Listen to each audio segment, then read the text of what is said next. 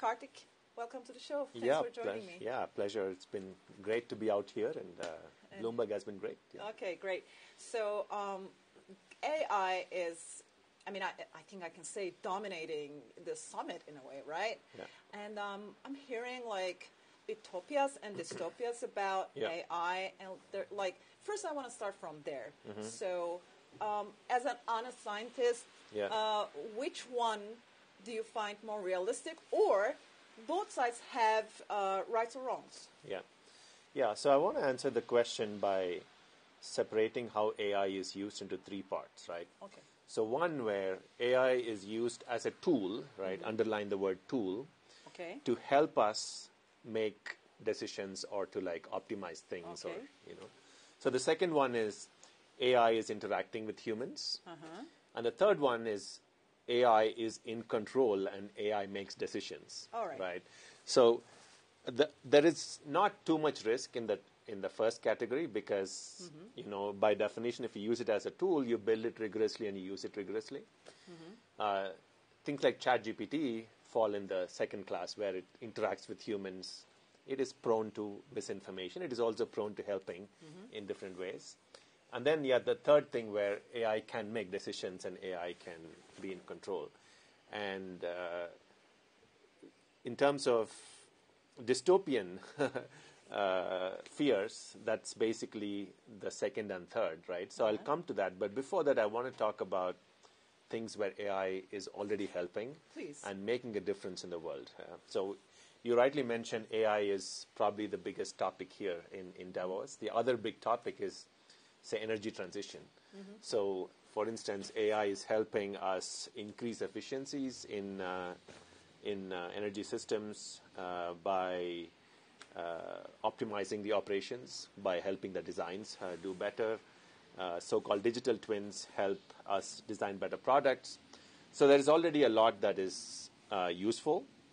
But, the way things are going, I think it is pretty reasonable to think that AI can be a personal assistant, and it will continue to be a personal assistant, and it can help automate a lot of the things we do in our daily lives. Okay, so, yeah.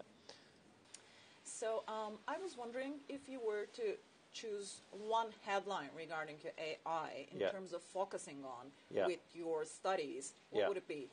It's basically trying to increase efficiency across the industry and to help automate operations so that there is less emissions and less wastage, let's say. So one main area that is considered as a concern area is labor side. Correct. So people think that they're going to lose their jobs. And there are also estimates about that. So just how it's going to be regarding to labor landscape? Yeah. So I think short answer is certainly in the next 2 to 3 years, I feel there may be a negative impact. But that said, every time a new technology comes to the fore, be it the automobile or be it the internet or be it robotics, there is a huge fear among people that jobs are going to be lost. So that is true. But at the same time, it did not happen. But the fear about AI is it is propagating itself so rapidly. We've not seen anything like this in the past, right? So the concern is real. And if I were to be honest, I do see that certain sectors of the job market may see an adverse impact. Certain sectors would see a positive impact. So it is upon us as educators and as governments to make sure the upskilling is happening. But I think overall, my outlook is slightly positive. Right? That?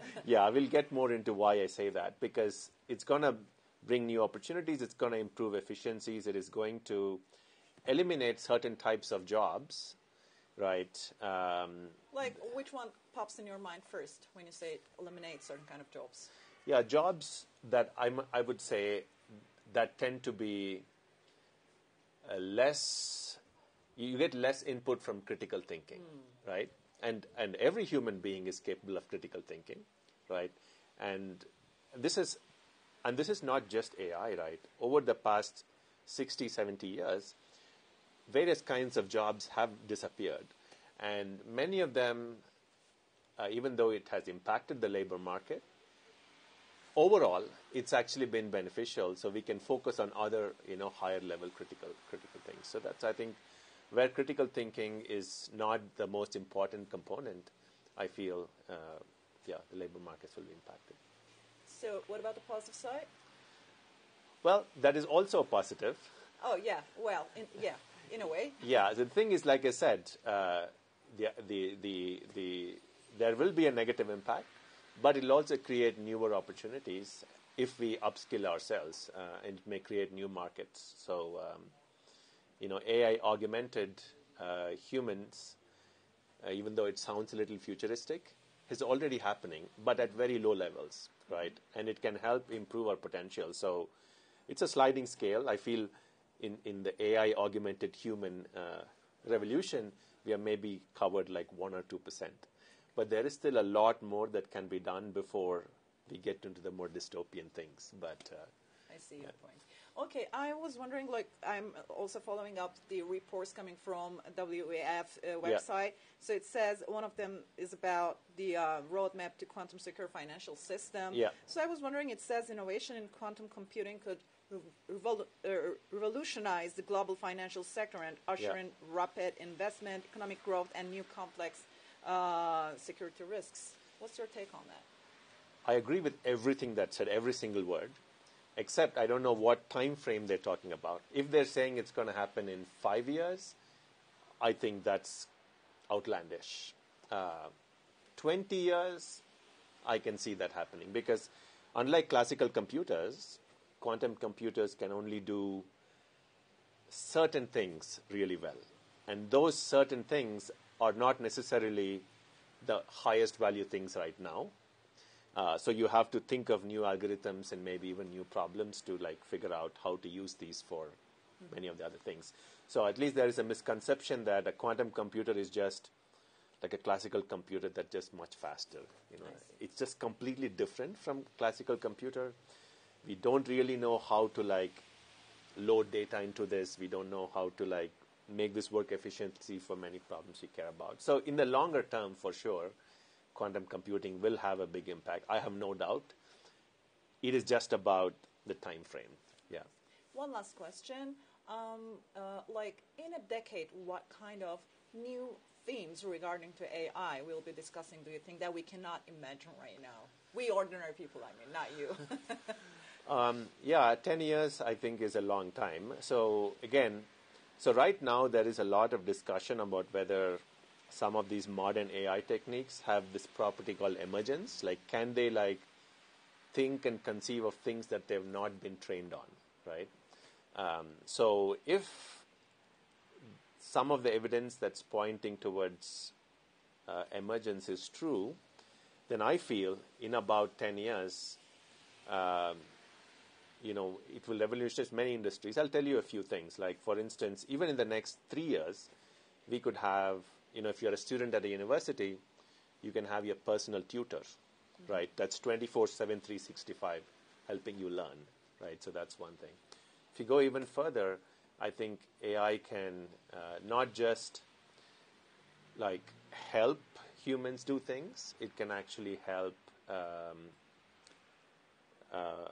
generate knowledge and assist humans in more deeper and more cognitive ways, right? So I think that's potentially what's coming.